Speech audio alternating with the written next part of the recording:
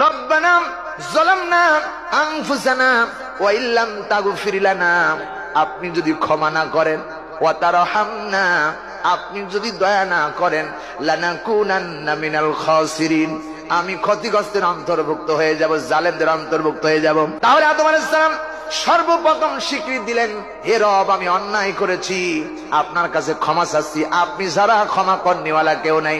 নবীজি বলেছেন, কোন বান্দা যদি আদমের সন্তান দিনের মধ্যে 50 বার যদি কোনো ব্যক্তি এই দোয়াটা পড়তে পারে, রব্বানা যালামনা আনফুসানা ওয়া ইল্লাম তাগফির লানা ওয়া তারহামনা লানাকুনান্না মিনাল খাসিরিন, সমুদ্রের ফেনা পরিমাণ যদি বান্দা গুনাহ করে, পাহাড় বড় বড় যদি গুনাহ করে, আল্লাহ নবী বলেন তার জীবনের গুনাহ খাতা আল্লাহ রব্বুল আলামিন মাফ করে দেন। সবাই পড়েন, রব্বানা যালামনা আনফুসানা ওয়া ইল্লাম তাগফির লানা ওয়া তারহামনা লানাকুনান্না মিনাল খাসিরিন।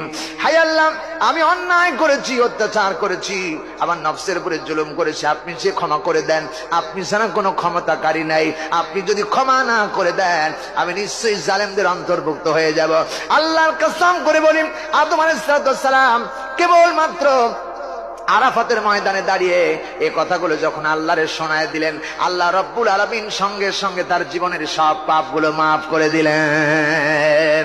নবী বলেন, কোন সন্তান, আমার আদমের সন্তান, এই দোয়াটা যদি 50 বার দিনের মধ্যে তেলাওয়াত করতে পারে, তার জীবনে যত গুনাহ আছে সব গুনাহ খাতা আল্লাহ রব্বুল আলামিন মাফ করে দিবেন। সুবহানাল্লাহ বলেন না? আর আমার ভাইরা, কারণ আল্লাহ রব্বুল আলামিন তওবাকারীকে ভালোবাসেন।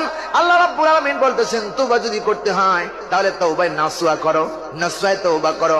আল্লাহ তাআলা কোরআনে কারীমের মধ্যে বললেন, ইয়া আইয়ুহাল্লাযীনা আমানু তুবু ইলাল্লাহি তাওবাতান নাসুহা আসা রাব্বুকুম আইয়ুকাফফিরা আনকুম সাইয়্যাতিকুম ওয়া ইউদখিলাকুম জান্নাতিন তাজরি মিন তাহতিহাল আনহার।